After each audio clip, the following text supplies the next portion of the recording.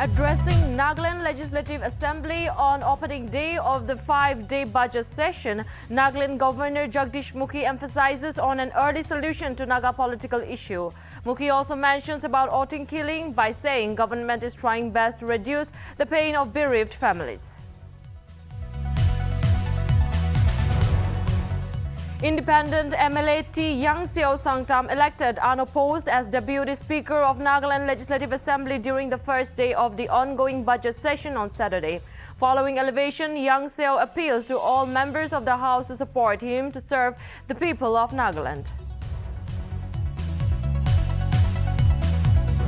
Nagaland Chief Minister Nltv Rio justifies S. Pangnon Konyak's nomination as BJP candidate in the upcoming Rajya Sabha election. Rio says Konyak's nomination purely BJP's call based on her credentials and not to appease the voting people. During his address to Nagaland Assembly on the opening day of the budget session, Governor Jagdish Mukhi lauds the House for constituting a select committee headed by the Chief Minister to examine and find ways for amicable settlement of Assam-Nagaland border issue. Governor mentions that the situation remained peaceful except at 2 locations falling along the interstate border in Mokokchung with Assam.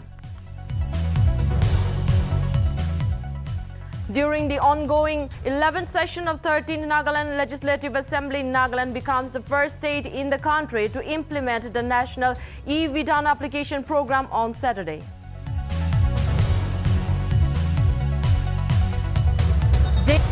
Meeting BJP Central Leadership, Manipur Caretaker Chief Minister Biren Singh and Biswajit Singh called to the national capital to meet party leadership.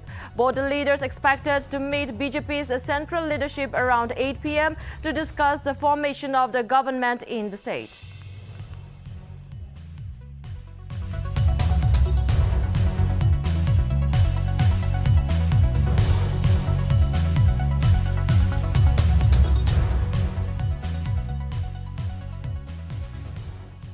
Hello viewers, welcome to Nltv Primetime News. I'm Rinki Gogoi and let's see more of the news in details. We have a breaking news coming in just when everyone is beginning to think that the opposition-led government would elect member of Rajya Sabha unopposed. The NPF has surprised everyone by putting up a candidate.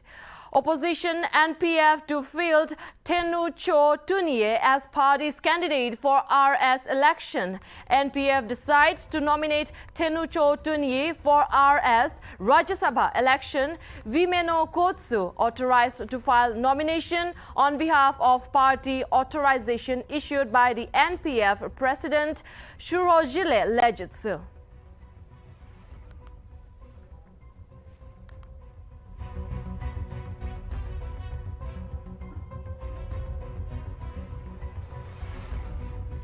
We have a breaking news coming in just when everyone is beginning to think that the opposition government would elect member of Rajya Sabha unopposed.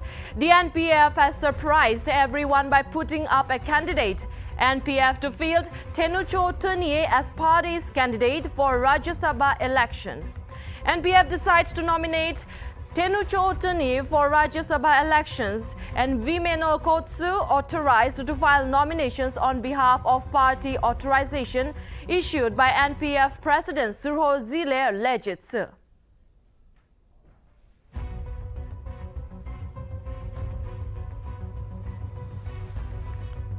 Just when everyone is beginning to think that the opposition-led government would elect member of Rajya Sabha unopposed, the NPF has surprised everyone by putting up a candidate.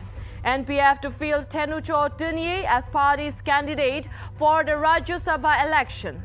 NPF decides to nominate Tenucho Tunye for Rajya Sabha election and Vimeno Kotsu authorized to file nominations on behalf of the party authorization issued by the NPF President Shurojile Lejitsu.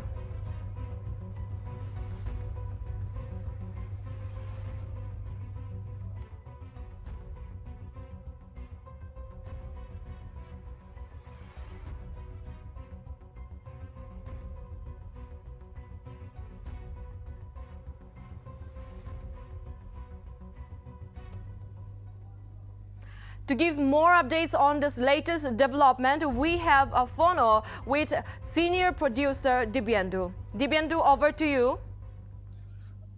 Yes, Rinki, it's a big breaking, right now coming, as you have already informed our viewers, esteemed viewers, that it's a surprise that the Naga People's Party, now they have,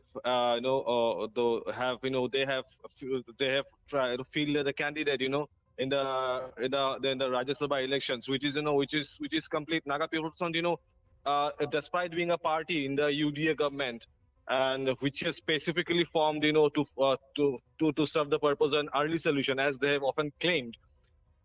So, being a coalition in the UDA government and being a partner to the NDPP and BJP, this stand comes as a really quite surprise, because yesterday, as Pangyong Konyak has been unanimously elected by the BJP to represent the party in the upcoming Assembly Rajya Sabha elections, and all of a sudden, a day after, when this sudden news broke out, it gives a clear message that something is not well between the BJP and NPF as far as the coalition or the alliance is concerned.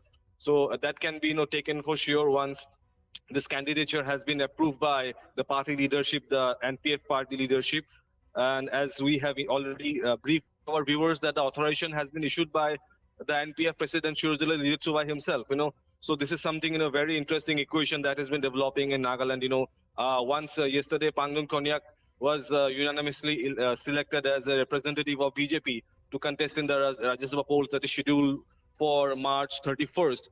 It was more or less certain till this report came that she will be the UDA's joint candidate in the upcoming Rajya Sabha polls. But all of a sudden the equation, now seems changing. And what indicates is that, this will not go down well with the BJP party and, the leadership in sitting in New Delhi.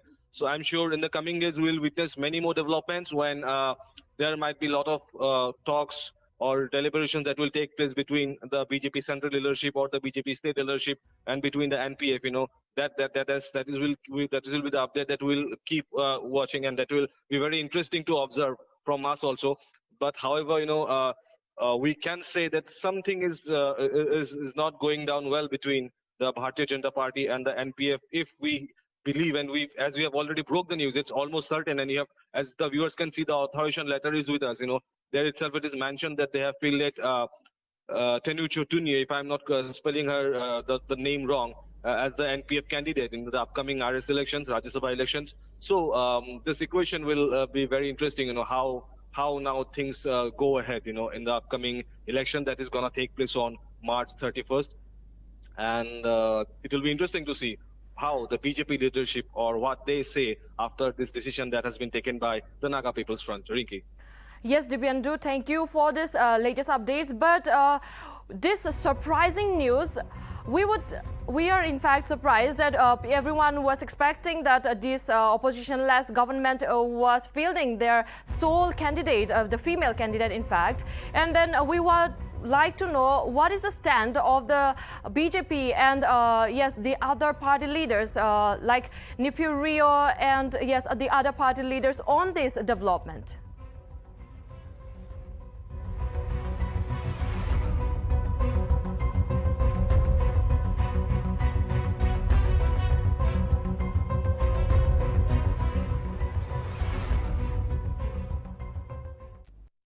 During the opening day of the budget session of Nagaland Assembly on Saturday, the Governor of Nagaland, Jagdish Mukhi, in his opening speech, talked about the Naga political issues and the December 4 voting incident. The Governor stated that he positively deliberates on all matters of public interest and reflects the collective wish of the people in its deliberations. Furthermore, the Governor congratulated the UDA members on the prospect of forming an opposition-less government to pursue for an early Naga political issue. Governor also mentioned about the resolution taken for an early political solution on March 9 during the consultative meeting between the Nagaland government and other key parties. The resolution also called upon the negotiating parties to earnestly arrive at a political solution that is honorable, inclusive, transparent and acceptable to the people. Furthermore, the governor cited about how the government took every possible step to lessen the pain of the December 4 outing victims' families by giving appropriate monetary compensations and government jobs. He further stated that a special investigation team for conducting investigation in the matter has been appointed.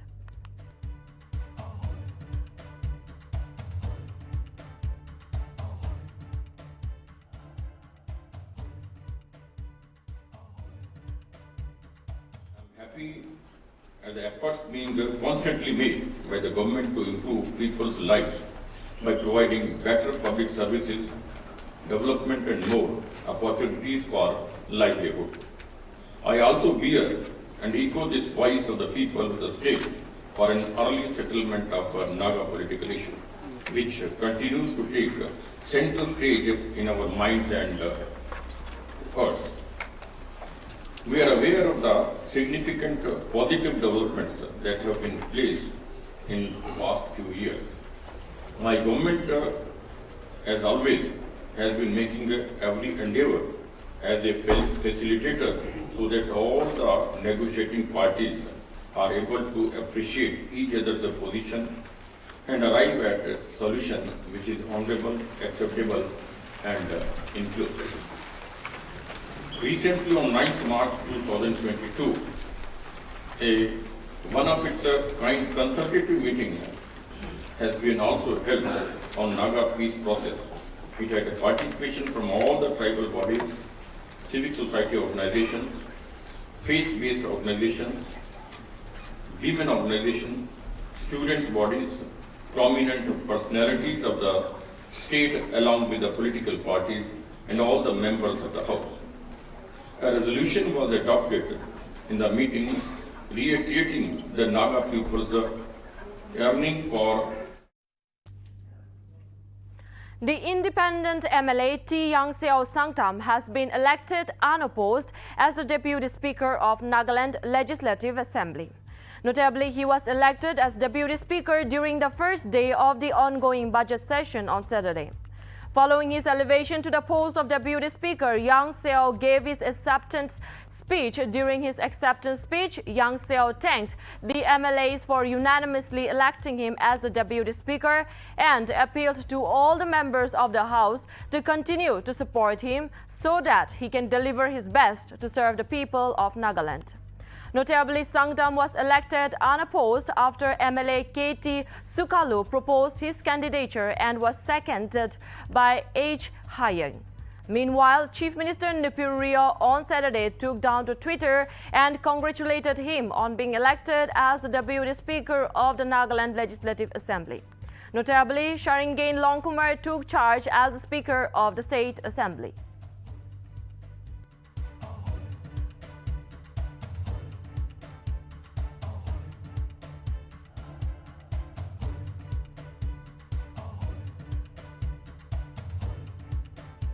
In accordance with Rule 8, subsection 5 of the Rules of Procedure and Conduct of Business in the Nagaland Legislative Assembly, election of the Deputy Speaker has been scheduled for today, the 19th of March 2022.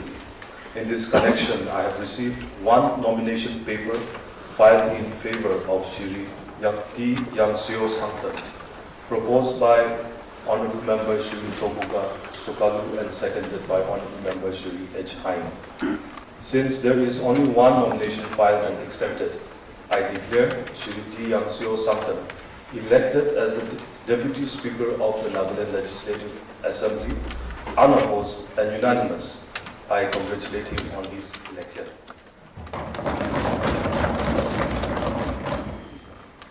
Now the Commissioner and Secretary of the Nagaland Legislative Assembly will come. Mr. Speaker, sir, and honorable members, I'm indeed very grateful to all the members of this August House for having me elected unopposed to the most dignified post of the Deputy Speaker. I'm extremely thankful to our Honorable Chief Minister and the leader of the NBF Legislative Party and the UDA Chairman for the felicitation and good wishes extended to me and also for assuring full cooperation. The responsibility you have reposed on me today is a solemn task which cannot be fulfilled with a full cooperation and assistance from all of you. It is therefore my earnest appeal to all of you to extend full cooperation, and with this, I'm confident that I will be able to discharge my duties as expected of me in a dignified manner. On my part, I shall sincerely strive to sustain the high tradition of decorum, decency, and dignity that Nagaland Legislative Assembly has its rich tradition. It shall also be my endeavor to treat all the members on equally footing. I'm hopeful that the demands of the meeting will be made lighter by the active cooperation and all the honorable members. I once again sincerely thank you all for giving me this honor. I thank you, sir. Mr. Speaker, sir, and honorable members, I'm indeed very grateful to all the members of this. Nagaland Chief Minister Nltv Rio on Saturday justified the President of Nagaland BJP's Women Wing's Pangnong Konyak's nomination as BJP candidate in the upcoming Rajya Sabha election slated for March 31 as the right decision. Rio, while speaking to the media on the sidelines after the conclusion of the first day of the assembly session, remarked that the nomination of Pangnong as the RS candidate falls in place with the agreement to women reservation in the urban local bodies election. The CM also informed that there were more than 10 applications which were sent to Delhi and shortlisted, but finally as Pangnong Konyak was selected. While being asked on whether selecting Konyak, who is a native of Oting village, was to appease to the December 4, 2021 Oting incident, Rio said that was not a point of consideration, and since Konyak is the state BJP Mahila president, it is purely on the party and nothing to do with the Oting incident.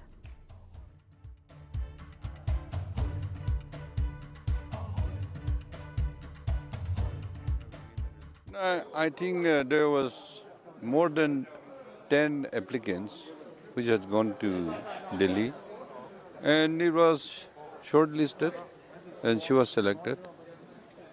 So we feel that she is the right person, being women in the first place, which just the other day we had agreed to have women reservation in the ULB. And now this Rajya Sabha selecting women, a lady.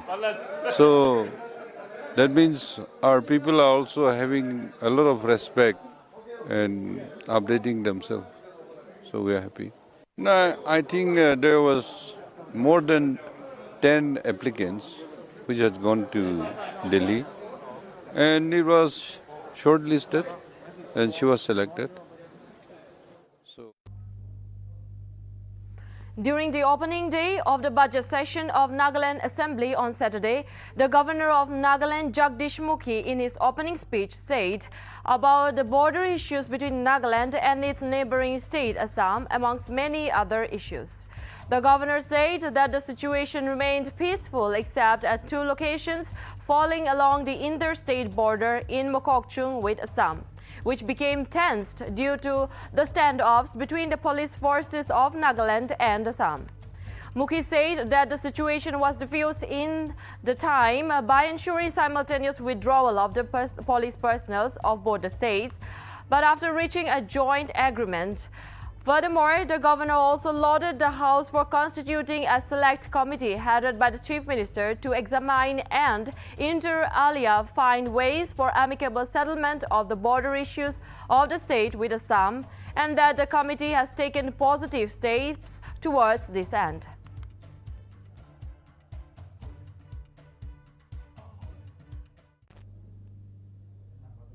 Nagaland Governor Jagdish Mukhi, during his opening address to the House on the 11th session of the 13th Nagaland Legislative Assembly on Saturday, talked about COVID-19 crisis in Nagaland and also the creation of new districts. The governor said that the health capacities of the state were tested during the past year, with the second wave of COVID-19 hitting the state with a greater intensity than the first wave. However, Jagdish Mukhi lauded efforts of the state government for taking several preventive measures and curbs to curtail the spread of the virus. Notably, the government took all possible steps to ramp up the health infrastructure and ensure all the necessary medical interventions for treatment of the infected and to save lives. Meanwhile, the governor also conveyed his deepest condolences to the families of all the unfortunate patients who succumbed to the disease. On the other hand, the governor urged the citizens to get vaccinated to combat with the future outbreak of the pandemic. Furthermore, Mukhi cited how the government has taken every possible step to bring development to the doorsteps of every person by creating 5 new districts, namely Seminyu, Newland, Chumukidima in December 2021 and Shamator district in January 2022. The motive of the creation of these new districts is to realize the aspirations of the people. The governor also congratulated the people of all the newly created districts and assured to continuously work towards the rapid and all-encompassing growth and development of these districts. Honorable members, the past year remained challenging for all of us with the second wave of COVID-19 hitting us with a greater intensity than the first wave in the year before that. The third wave also impacted us, but with a lesser intensity and has now receded. Our capabilities and health capabilities were tested like never before. My government, besides taking several preventive measures and curbs to curtail the spread of virus, also took all possible steps to ramp up the health infrastructure and ensure all the necessary medical interventions for treatment of infected and to save lives. While we were successful in a great measure to deal with the crisis promptly and successfully, there were many, however, who in spite of the best efforts succumbed to the disease. Honorable members, the aim of my government has always been for taking every possible step to bring development to the doorstep of every person. Towards this end, we created 4 districts, mainly Seminyu, Newland, Chokum, Kedima in December 2021 and Shamator district in January 2022. The creation of Seminyu district also realizes the aspirations of the Rangma people to have a district of their own. Shamator district's creation is also the fulfillment of the desire of the Jemkin in Tikir people to have a separate district and beautifully exemplified the spirit of conciliation that the brothers tribes exhibited for resolving their decades-old disputes amicably, which also led to the recognition of Tikir as a separate Naga tribe. The upgradation of Newland to a full-fledged district was required on administrative grounds, and creation of Chomukedima district resolved the matter regarding headquarters of the erstwhile Dimapur district. The governor of Nagaland, while speaking on the 11th session of the 13th Nagaland Legislative Assembly, gave a detailed report on MGNRGS. The Department of Rural Development under MGNRGS during 2021 to 2022 received a total of rupees 4,69,032, within the central share being rupees 42,575 lakhs against a total of 8,576 works or projects. A total of 4.54 lakh jobs cards have been issued and 7.49 lakh workers registered. In 2021 to 2022, a total of 139.36 lakh persons days of employment was generated, and under the PMYG for the year 2022 to 2023, an amount of rupees 1,740.67 lakhs as centre's share and rupees 193.32 lakh as the state share have been earmarked with a target to construct 5,900 houses in the state.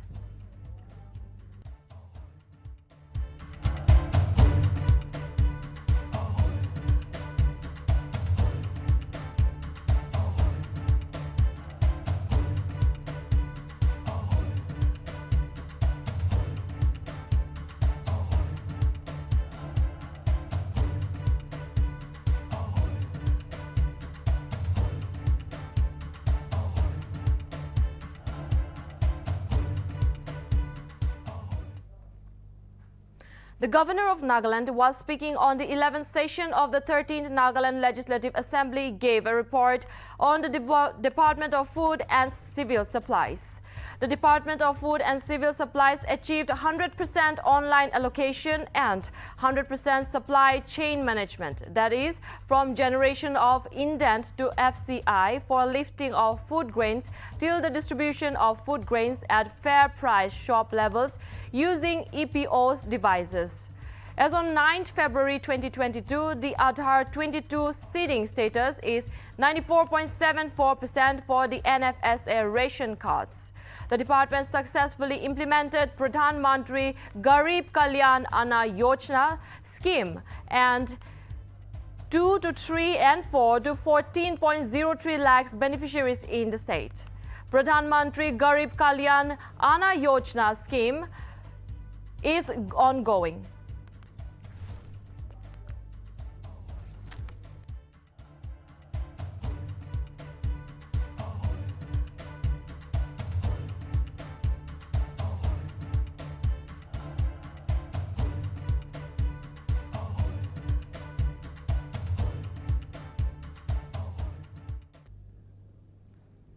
Nagaland becomes the first state in the country to implement the national e-Bidhan application program on Saturday. During the ongoing 11th session of the 13th Nagaland Legislative Assembly, the Speaker Sharingain Longkumar in his speech informed the members of the August House that Nagaland Legislative Assembly is the first in the country to have reached the important milestone of operating the NEVA system. Notably, each of the members' tables were provided with a tablet, which is the NEVA e-book, and the Speaker stated that as part of the pursuit to have a paperless assembly, Nagaland will be using this application as a medium to run the assembly starting from this session. He further reminded all the members that the e-book will remain inside the assembly and is not to be meant to be removed from its placement position. It may be mentioned that the NEVA system is a part of continuous effort initiated during the time of former Speaker Dr. Chotis Sazo, for which the state received the funding in the early 2021 and is now in the final implementation of the NEVA system. Sharingain further said that this project is 90% funded by the Ministry of Parliamentary Affairs, Government of India, and 10% by the state government. Meanwhile, the Ministry of the Parliamentary Affairs, Government of India has complimented the State Assembly of Nagaland for being the first in the country to operationalize it.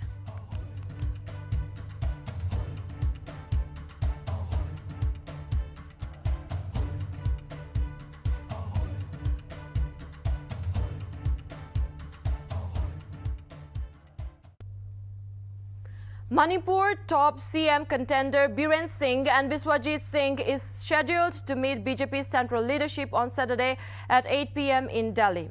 Biren Singh and Biswajit Singh emerged as the top contenders for the post of the Chief Minister following BJP's win in the recent state elections. Although BJP did not formally announce a chief ministerial face in Manipur, it must be noted that the party fought the polls under the leadership of Biren Singh, who campaigned across the state.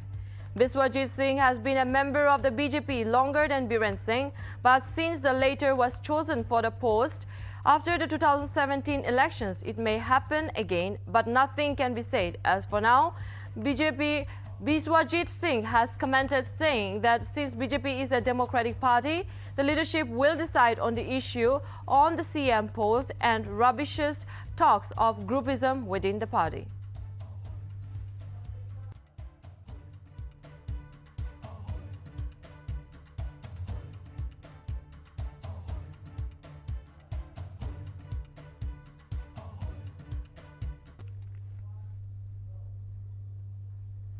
Nagaland security forces on Tuesday apprehended 3 individuals with illegal areca nuts in Kohima. Notably, based on specific inputs, the security forces in an operation apprehended the individuals and recovered 2,500 kilograms of areca nut worth approximately 45 lakhs. Furthermore, the apprehended individuals along with the recovered items have been handed over to the Customs Department, Kohima. Further investigations are awaited.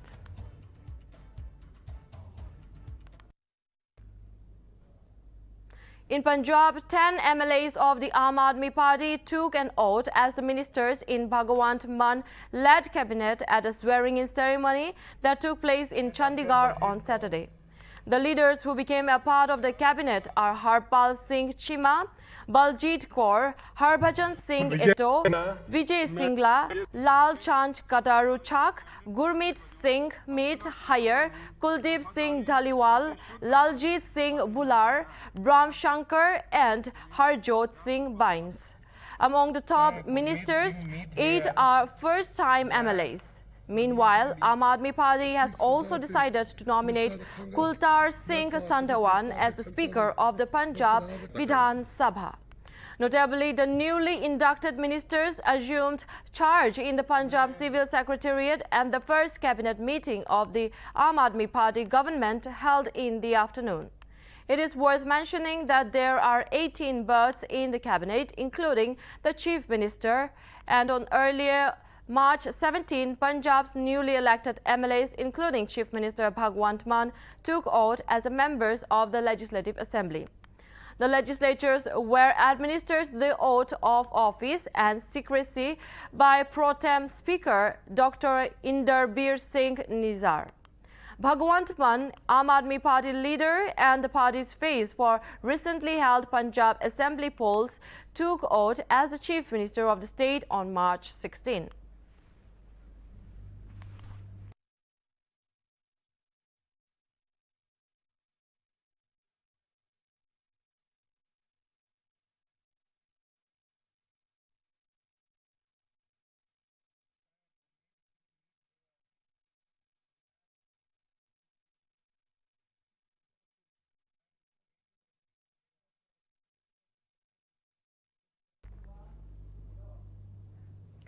Punjab Chief Minister Bhagwant Mann on Saturday, in the first decision of his first cabinet meeting, threw open 25,000 jobs in various state government departments, including 10,000 in police department.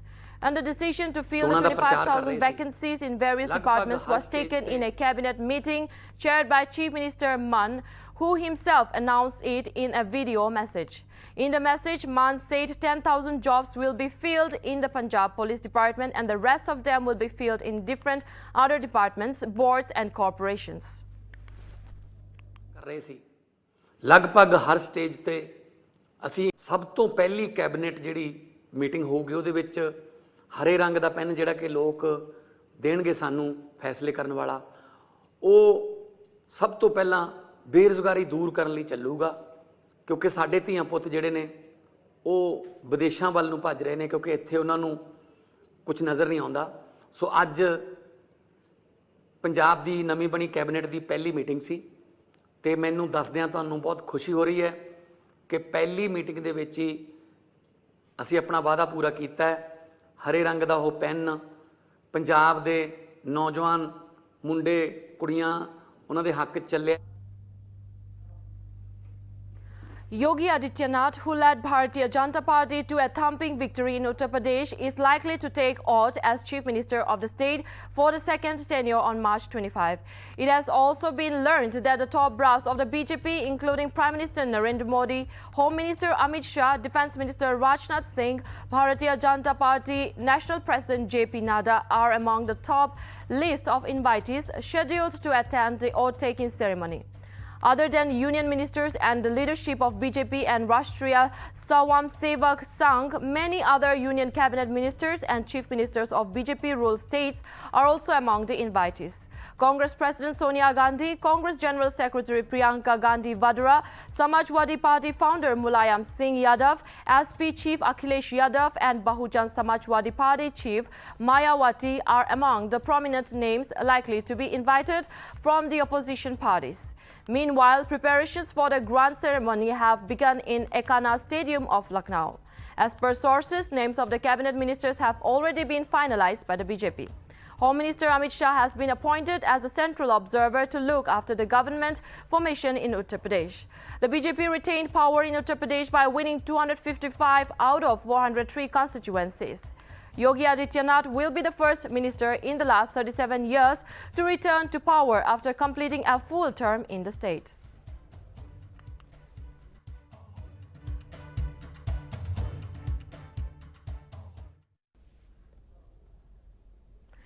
The Indian Oil Corporation Limited has contracted a deal with a Russian oil company to import 3 million barrels of crude oil. According to sources, it is a company-to-company deal, and the import deal with the Russian oil company is on the best terms and conditions currently available to India in the international market. As the US and other Western nations slapped sanctions on Moscow, Russia has begun offering oil and other commodities as discounted prices to India and other large importers. Therefore, more Indian oil companies are likely to finalize contracts with Russian oil companies to import crude oil. India is heavily dependent on importing crude oil from over 80% of its energy needs and will continue to source it from wherever it can access on the best terms and conditions.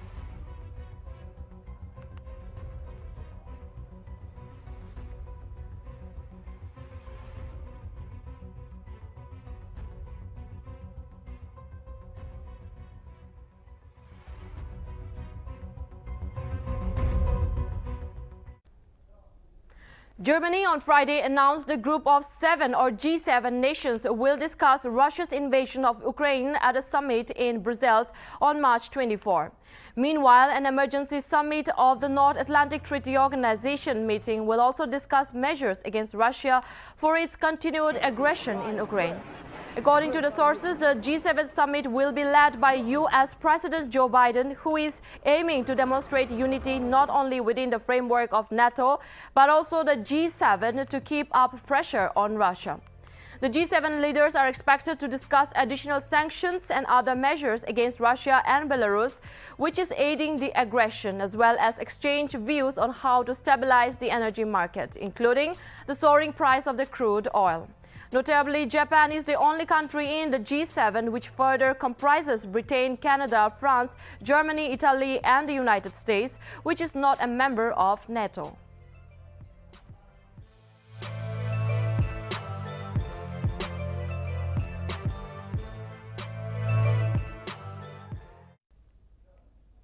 Russia used its newest Kinzhal hypersonic missiles for the first time in Ukraine on Friday to destroy a weapons shortage site in the country's west.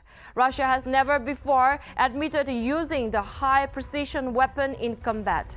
RIA Novosti said it was the first use of the Kinzhal hypersonic weapon during the conflict in pro-Western Ukraine. The Kinzhal aviation missile system with hypersonic aeroblastic missiles destroyed a large underground warehouse containing missiles and aviation ammunition in the village of Dilyatin in the Ivano-Frankivsk region. A defense ministry spokesman declined to comment when reached by AFP, and Russian President Vladimir Putin has termed the Kinzhal missile an ideal weapon that flies at 10 times the speed of the sound and can overcome air defense systems.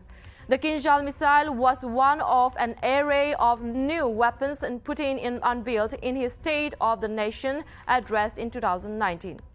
The region of Ivano-Frankivsk shares a 50-kilometer-long border with NATO member Romania.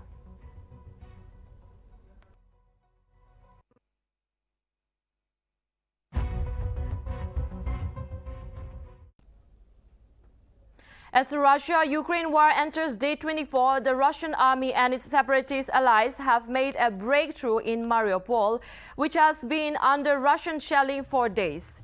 Notably, Ukrainian President Zelensky has called for comprehensive peace talks with Moscow, saying that Russia would otherwise need generations to recover from losses suffered during the war. Meanwhile, Russia's lead negotiator in talks with Ukraine said that they are making progress on the topic of demilitarization of the country, but not on Moscow's demand to denazify its neighbor. On the other hand, Ukraine's defense ministry said that it has temporarily lost access to the Azov Sea, which connects to the Black Sea and would be a major loss for Ukraine. Moreover, Britain said that Russian attempts to surround Kyiv and Mykolaiv have been pushed back, while heavy Russian shelling of the encircled cities of Kharkiv, Chernihiv, Sumy and Mariupol continues. Meanwhile, in the eastern city of Kharkiv, Russian strikes demolished the 6-story building of a higher education institution, killing one person and leaving another trapped in the wreckage.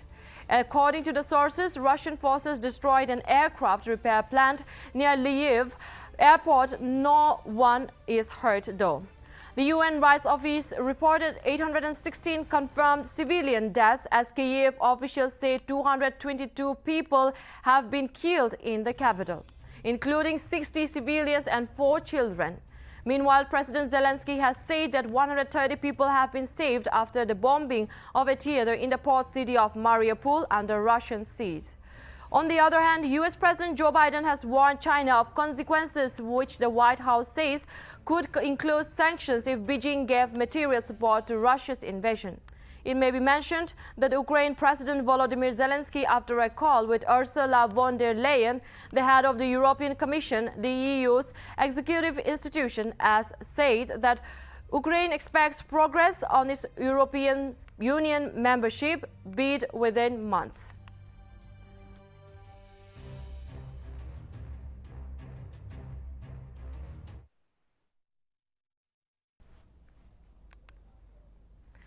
The United Nations Refugee Agency stated that 3.27 million have fled, with 2 million displaced within the country.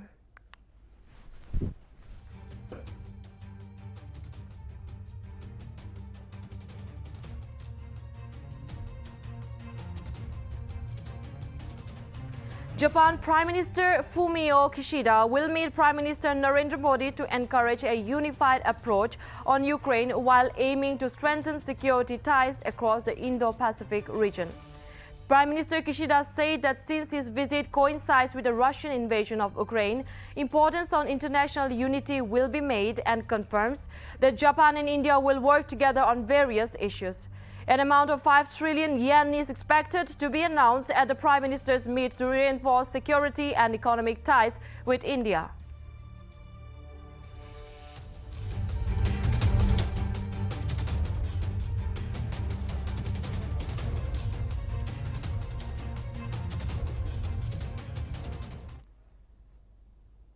The 2022 edition of the Asia Cup, which on this occasion will be T20I competition, is set to be held in Sri Lanka between August 27 and September 11. The dates and the host were announced after an AGM was held between the member countries on Saturday. All the 5 test teams host Sri Lanka, India, Pakistan, Afghanistan and Bangladesh will feature in the tournament, as will one more Asian side that will be decided after a qualifying tournament which will be held from August 20. The 6th team to join the tournament will be one of UAE, Kuwait, Singapore or Hong Kong, with each side earning their place in the qualifier by coming either first or second in the ACC regional events in 2020. During the AGM, it was unanimously decided that Jay Shah, the BCCI secretary, will continue as the Asian Cricket Council's president for the one more year till 2024. Pankaj Khimji of Oman Cricket Board was appointed the vice president of ACC, and Mahinda Valipuram of Malaysia Cricket Association was named the chairman of the developing committee. Sri Lanka were supposed to host the 2020 edition, but COVID-19 pushed the event to 2021 before finally being moved to 2022. Pakistan, who were originally supposed to host the 2022 Asia Cup, now have hosting rights for 2023.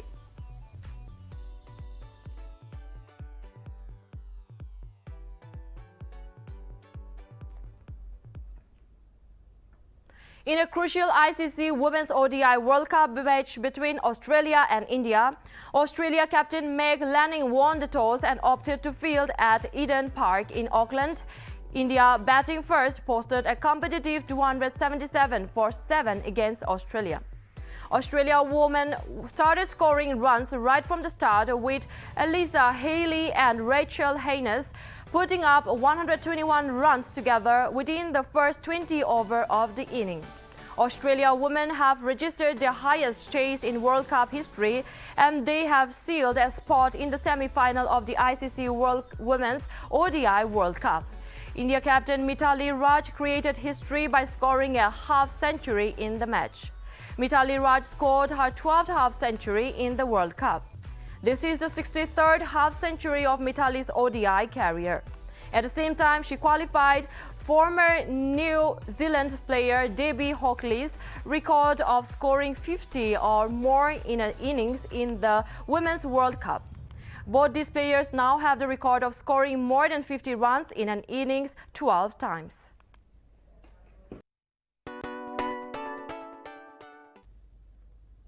Thank you, viewers. That's all from NLTV Primetime News. For more updates, keep watching Nagaland TV. Sob Manulaga Awas.